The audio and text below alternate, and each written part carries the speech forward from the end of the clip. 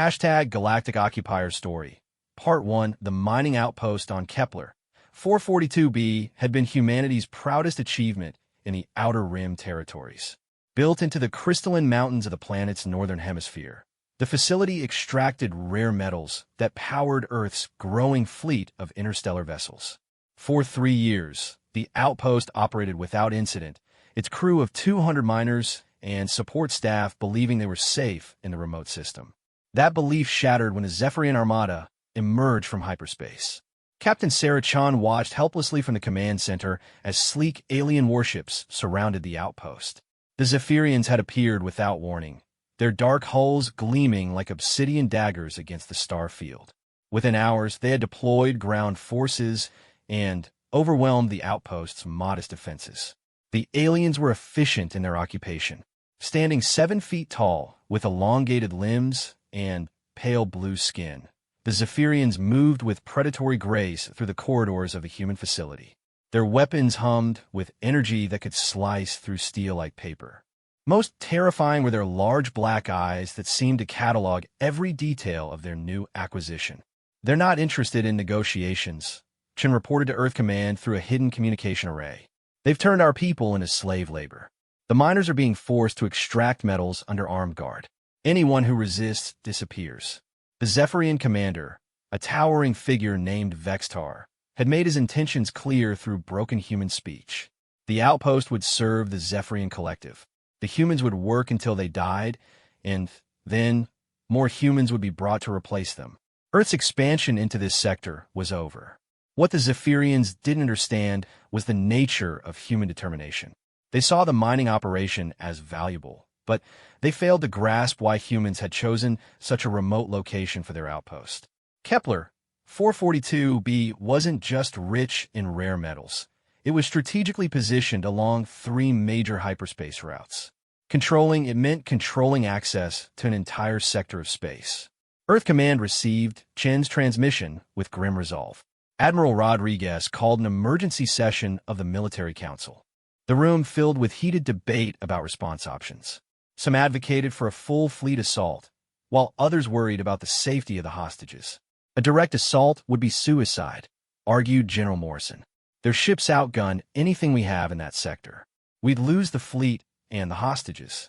Admiral Rodriguez studied the tactical displays showing the alien positions. What about irregular warfare? Something unconventional. The terrain around the outpost is mountainous, offered Intelligence Director Walsh. Lots of caves and ravines. Perfect for a single operative working alone. The room fell silent as the implications became clear. They weren't talking about a military operation. They were talking about sending one person to accomplish what an entire fleet couldn't. It would have to be someone exceptional, Rodriguez said quietly. Someone who could operate independently for weeks without support. Director Walsh pulled up a classified file. "We have someone in mind." The profile that appeared on the main screen showed a lean woman with steel-gray eyes and prematurely silver hair.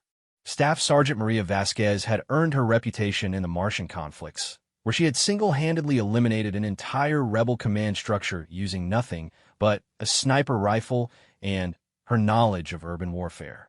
"Vasquez has the highest confirmed kill count in human military history," Walsh continued. "More importantly, she specializes in psychological warfare. She doesn't just eliminate targets. She breaks the enemy's will to fight." Admiral Rodriguez nodded slowly.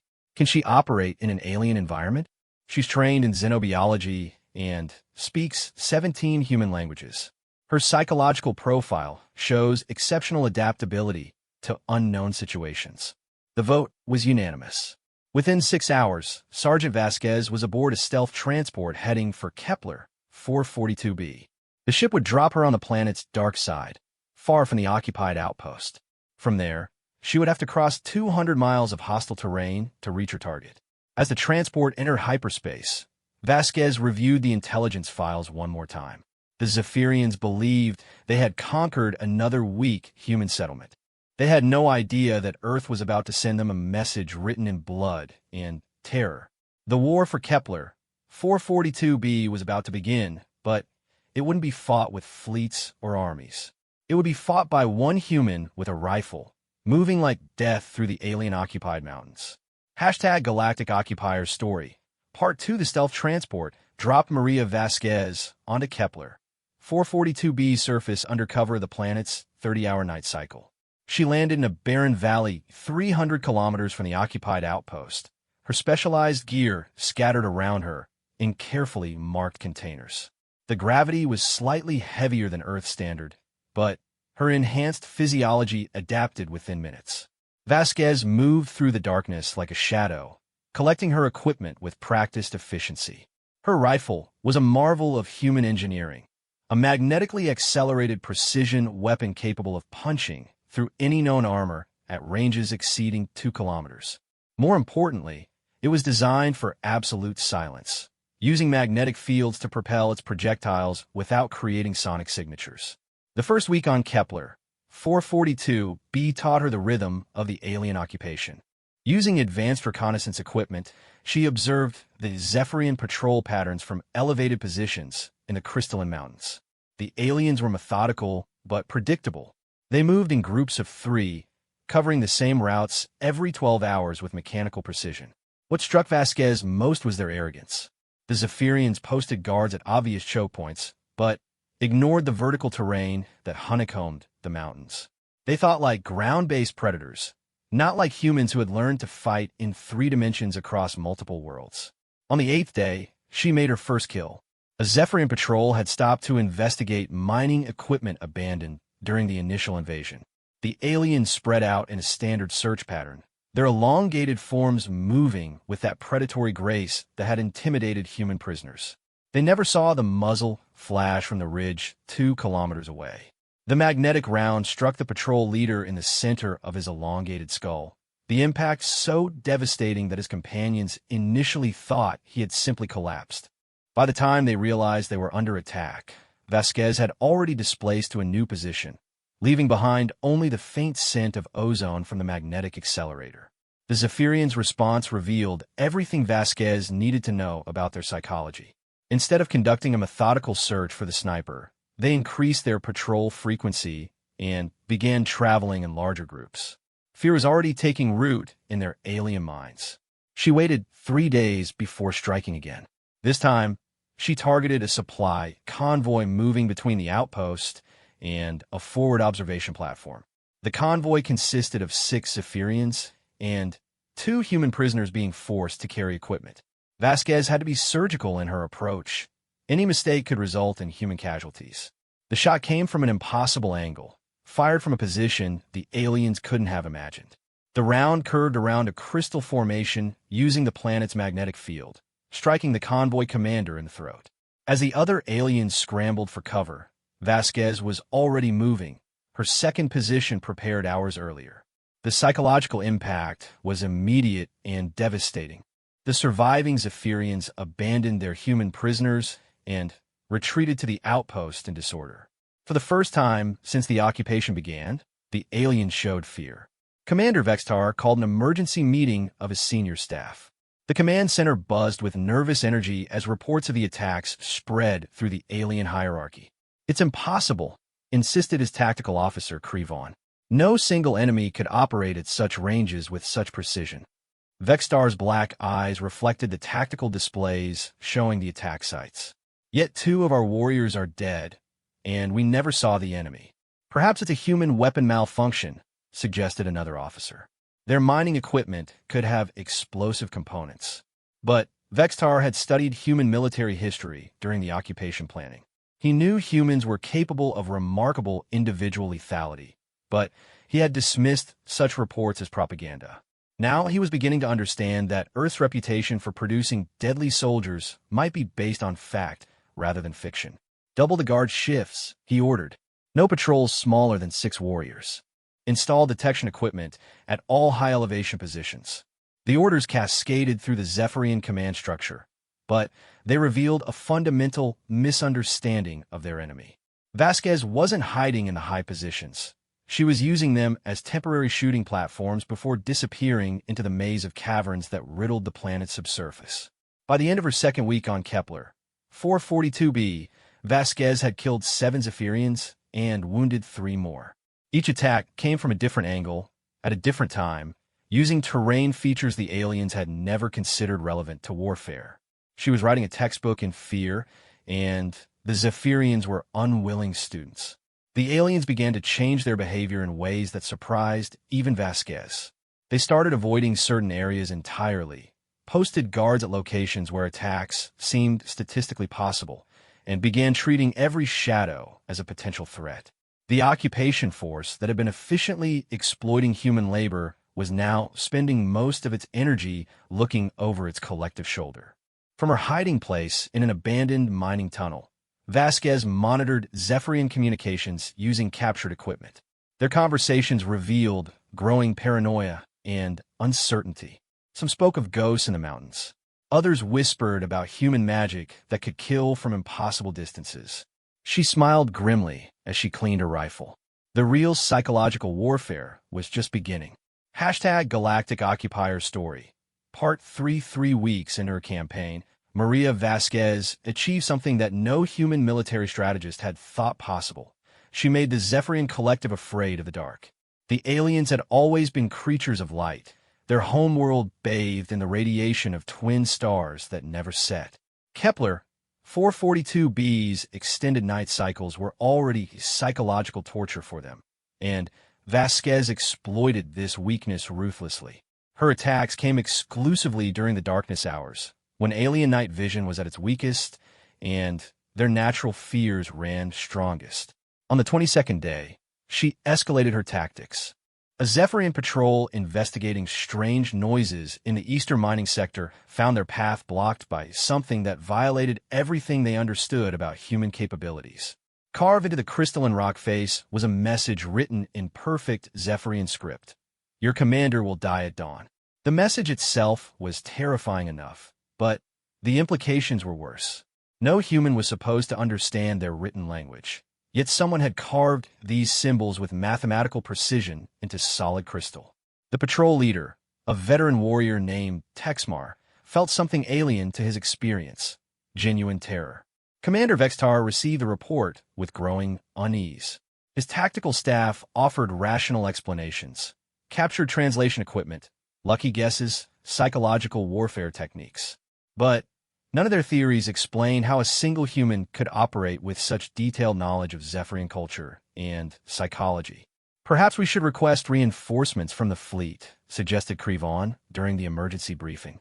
Vextar's pride rejected the suggestion immediately.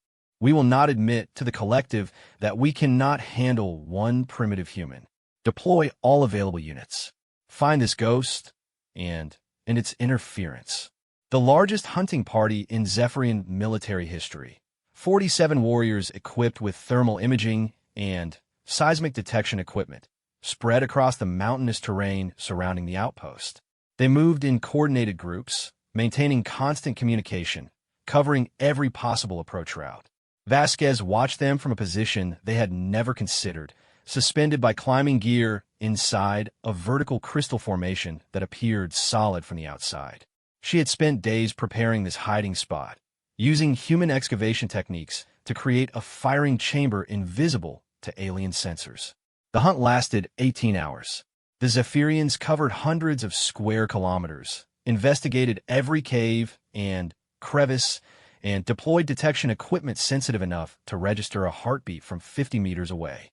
They found nothing because Vasquez had learned something about their technology during her reconnaissance. Zephyrian sensors were calibrated for Zephyrian biology. Human thermal signatures and cardiac rhythms fell outside their detection parameters. As the alien search parties returned to base empty-handed, Vasquez made her next move. She had identified the location of Vextar's personal quarters through careful observation of alien movement patterns. The commander lived in a converted human habitat module on the outpost's highest level, chosen for its defensive advantages and commanding view of the surrounding terrain. What Vextar hadn't considered was that his elevated position made him visible from the distant mountain peaks through the room's transparent aluminum windows. At dawn on the 24th day, exactly as promised, Vasquez sent her message. The magnetic round crossed the 3-kilometer gap between mountain and outpost in 1.3 seconds, too fast for any defense system to track or intercept. It struck the window of Vextar's quarters and continued through, aimed not at the commander himself, but at the wall directly behind his sleeping platform. When Vextar awakened to the sound of shattering transparent aluminum, he found himself staring at a perfectly round hole in his wall, positioned exactly where his head would have been if he had been standing rather than lying down. The message was clear. The human sniper could have killed him at any time, but chose to demonstrate restraint. The psychological impact on the Zephyrian forces was immediate and catastrophic. Their invincible commander had been targeted in his most secure location by an enemy they couldn't find, couldn't track, and couldn't understand. Worse, the enemy had shown mercy, a concept that terrified Zephyrians more than outright aggression. In Zephyrian military culture, mercy implied superiority. A warrior only spared defeated enemies when victory was so complete that the defeated posed no threat. The human ghost hadn't just demonstrated the ability to kill their commander. It had declared him unworthy of death. Discipline within the occupation force began to collapse. Guards abandoned their posts during night shifts. Patrols refused orders to investigate suspicious activity.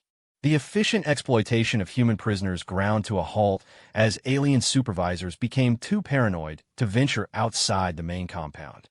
Captain Sarah Chun, still imprisoned but carefully monitoring the situation through her hidden communication equipment, reported the changes to Earth Command.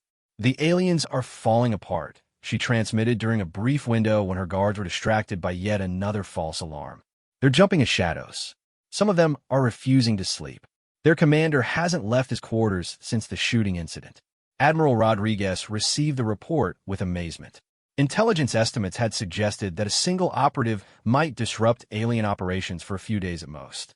Vasquez had been operating for nearly a month and had transformed an efficient occupation force into a collection of terrified soldiers afraid of their own shadows. But Vasquez wasn't finished. She had identified a weakness in Zephyrian psychology that went beyond simple fear. The aliens operated on rigid hierarchical principles. If she could eliminate the right targets in the right sequence, she could trigger a complete collapse of their command structure. From her mountain hideout, she began planning her final phase of operations. The Zephyrians thought they were being hunted by a ghost. Soon, they would learn what it meant to be haunted by a very real, very human predator who understood that sometimes the best way to win a war was to convince the enemy that they had already lost. #Galactic Occupiers Story. Part 4. By the 5th week of her campaign, Maria Vasquez had achieved something unprecedented in galactic warfare. She had broken an alien invasion force without firing a shot at their primary target. The Zephyrian occupation of the mining outpost had devolved into chaos. Commander Vextar, once a proud representative of the collective's military might, now refused to leave his quarters except under heavy guard. His subordinates whispered in the corridors about curses and human magic, their voices carrying the tremor of beings pushed beyond their psychological breaking point. Vasquez observed their deterioration through captured surveillance equipment she had carefully relocated to monitoring positions throughout the mountains. The aliens had become so paranoid that they were sabotaging their own operations. Guards shot at wind-blown debris, thinking it was the human ghost. Patrol leaders reported phantom sightings that sent entire squads scrambling for defensive positions against enemies that didn't exist. The time had come for the final phase. Vasquez had studied Zephyrian military doctrine during her weeks of observation, learning their protocols and procedures through patient intelligence gathering. She discovered that their command structure was more fragile than human military organization. Remove the right officers in the right sequence, and the entire hierarchy would collapse like a house of cards. Her target list was precise. 3 senior officers whose deaths would create an irreparable gap in the chain of command. Unlike her previous attacks, these would not be demonstrations of capability. These would be executions designed to trigger institutional collapse. The first target was Subcommander Krivon, Vextar's tactical officer, and the only alien maintaining any semblance of operational effectiveness. Krivon had survived by adapting quickly to the threat, varying his routines, and staying within heavily defended areas. But even the most cautious soldier eventually developed patterns that a patient sniper could exploit. Vasquez waited for 6 days, tracking Krivon's movements through her network of hidden sensors. She identified his one vulnerability, a daily inspection of the communication equipment that connected the outpost to the Zephyrian fleet. The inspection required him to access a rooftop installation, providing a brief window of exposure. On the 32nd day of her campaign, as Kepler 442b's sun crested the eastern mountains, Vasquez took the shot from a position 2.8 kilometers away. The magnetic round struck Crevon's center mass as he bent to examine a communication relay. The impact was so precise that other aliens in the area initially thought he had suffered some kind of technical accident. The death sent shock waves through the Zephyrian command structure. Crevon had been their most competent officer, the one voice of reason keeping the operation from complete collapse. His elimination left Vextar isolated and his remaining subordinates paralyzed by fear. Target 2 was Communications Officer Velnara, the alien responsible for maintaining contact with the collective fleet. Her death would cut the outpost connection to reinforcements and leave the occupying force psychologically isolated. Velnara was more cautious than Crevon, rarely venturing outside the main compound, but Vasquez had identified a weakness in her routine. Every 3 days, Velnara personally calibrated the long-range communication array, a process that required her to access equipment located in the outpost's most heavily fortified section. The location seemed perfectly safe, until Vasquez demonstrated that human engineering could turn solid walls into windows for death. Using a technique developed in the Martian conflicts, Vasquez calculated the exact angle needed to ricochet a magnetic round off the crystalline mountain face and through the narrow ventilation shaft that serviced Velnara's work area. The shot required mathematical precision that bordered on the impossible, accounting for magnetic field variations, atmospheric density, and the structural properties of alien architecture. The round found its target with mechanical inevitability. Velnara died instantly, her body discovered hours later by subordinates who couldn't understand how death had reached her in such a secure location. The surviving Zephyrians concluded that human weapons operated on principles that defied their understanding of physics. With 2 senior officers dead and communication with the fleet severed, the occupation force was approaching complete breakdown. But Vasquez had one more target to eliminate: Security Chief Mordak, the officer responsible for maintaining discipline among the increasingly panicked alien troops. Mordak was the most dangerous of her targets, because he understood psychological warfare. While his colleagues jumped at shadows, he had begun implementing countermeasures designed to trap the human sniper. He varied patrol schedules randomly, established overlapping fields of fire, and created multiple false targets designed to draw out an attack. Vasquez studied his defensive preparations with professional admiration. In different circumstances, she might have respected Mordak as a worthy opponent. But the alien had made one critical error in his planning. He assumed his enemy thought like a Zephyrian. Instead of attacking Mordak directly, Vasquez targeted the thing he valued most: his reputation for protecting his subordinates. She identified a junior officer named Telvas, who followed a predictable routine, then positioned herself where Mordak would have a clear view of the killing field. When Telvas entered the predetermined zone, Vasquez fired, but not at Telvas. The round struck the ground directly in front of the junior officer, sending up a shower of crystalline fragments that superficially wounded but didn't kill him. Telvas fled in terror, reporting that the human ghost had tried to kill him, but missed. Mordak's reaction was exactly what Vasquez had predicted. Convinced that the sniper had finally made a mistake and revealed her position, he led a massive assault on the location where he calculated the shot had originated. 43 Zephyrian warriors advanced on what they thought was the human's hiding place, only to find empty air and scattered equipment designed to mislead their sensors. While Mordak's forces searched for a ghost, the real Vasquez lined up her final shot from a position 3 kilometers in the opposite direction. The magnetic round took Mordak in the back of his elongated skull as he directed the futile search for an enemy who was already planning her next move. The death of their security chief broke the last vestiges of Zephyrian morale. With their 3 senior officers dead and their commander cowering in his quarters, the occupation force ceased to function as a military unit. Aliens abandoned their posts, refused orders, and began discussing the possibility of evacuating the outpost entirely. From her mountain stronghold, Vasquez monitored their communications as discipline collapsed into chaos. The aliens spoke of curses and supernatural forces, their rational minds unable to process the reality of human military capability. They had expected to face a primitive species easily overwhelmed by superior technology. Instead, they had encountered something that violated their understanding of warfare itself. The time had come for Vasquez to deliver her final message to the Zephyrian Collective. #Galactic Occupiers Story. Part 5. On the 40th day of her campaign, Maria Vasquez walked through the front gate of the mining outpost like death personified. She moved without stealth or concealment, her rifle held at ready position, her silver hair reflecting the alien lighting systems that still functioned throughout the compound. The handful of Zephyrian guards who witnessed her approach fled without firing a shot, their minds broken by weeks of psychological warfare that had transformed every shadow into a potential threat. Commander Vextar received word of the humans' arrival while cowering in his reinforced quarters, surrounded by the last loyal members of his personal guard. The reports made no sense. A single human female walking openly through their defenses, ignoring cover, advancing with the confidence of someone who owned the battlefield. Impossible, Vextar whispered, but his tactical displays confirmed the unthinkable. The ghost that had haunted his forces for more than a month was finally revealing herself, and she showed no fear of his remaining warriors or defensive systems. Vasquez moved through the compound with mechanical precision, her enhanced senses cataloging every alien position, every potential threat, every tactical consideration that might affect her final mission.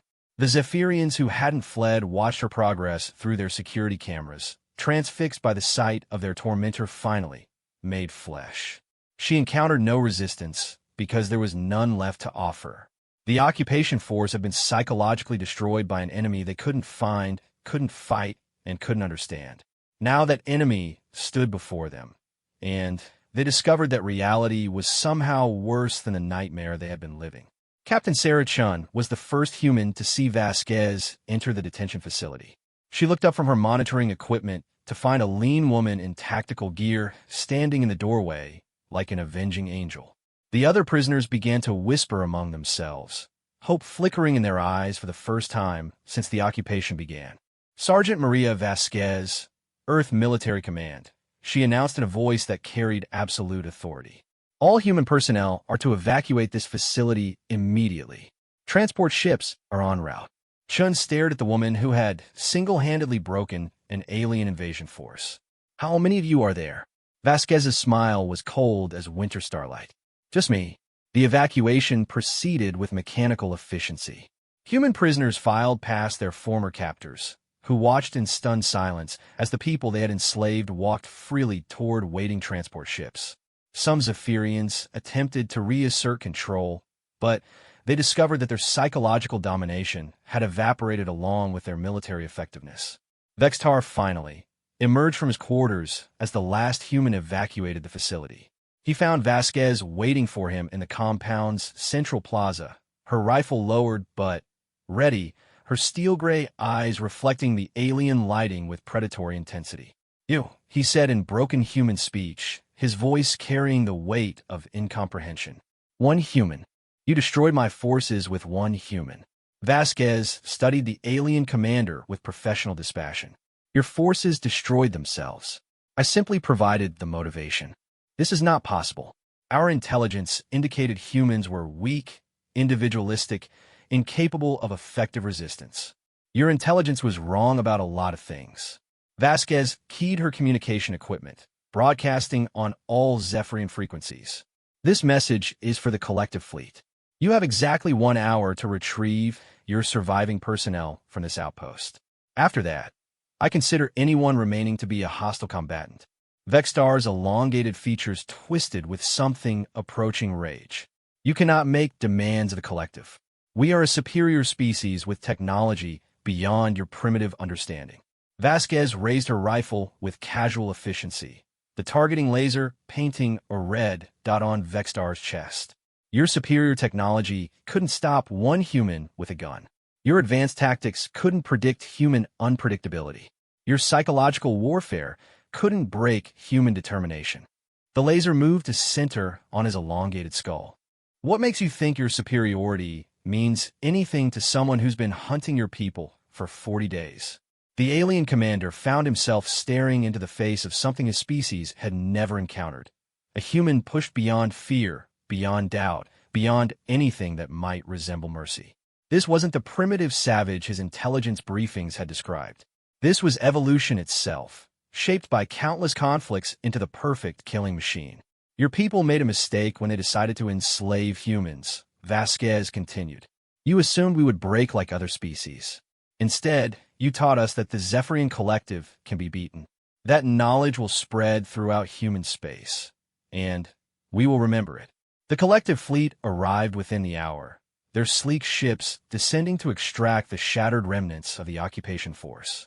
Vextar and his surviving warriors boarded the evacuation vessels in shameful silence, their military careers effectively ended by the actions of a single human sniper. As the alien ships departed, Vasquez established contact with Earth Command. Admiral Rodriguez, this is Sergeant Vasquez reporting mission complete. Outstanding work, Sergeant. What's the status of the outpost? Vasquez surveyed the mining facility that had cost so much human effort to construct and defend. The equipment was intact, the ore processing systems functional, the living quarters ready for reoccupation. But, more importantly, the facility stood as proof that human determination could triumph over seemingly impossible odds. The outpost is secure and ready for reoccupation. All human personnel evacuated safely. Enemy forces withdrawn with significant casualties. And what about you, Sergeant? Are you ready for extraction? Vasquez looked up at the alien stars that had witnessed humanity's first major victory against galactic invaders. Somewhere in that star field, Zephyrian commanders were reporting to their superiors that humans were not the weak prey they had expected. The psychological victory would ripple through alien space, changing how every species viewed Earth's growing interstellar presence. Negative, Admiral. Request permission to remain and establish advanced reconnaissance position. I have a feeling the collective will want to test human resolve again. Granted, Sergeant. And Vasquez? The entire human race owes you a debt of gratitude. As the communication channel closed, Maria Vasquez settled into her new role as guardian of humanity's most distant outpost. The Zephyrian Collective had learned that enslaving humans carried a price they couldn't afford to pay. Other alien species would learn the same lesson, one sniper's bullet at a time. The galaxy had been put on notice. Humanity was no longer prey. They were predators, and they had just announced their presence with authority that could be measured in alien fear and human freedom. In the crystalline mountains of Kepler, 442b, a single human woman cleaned her rifle and waited for the next challenge to human sovereignty among the stars.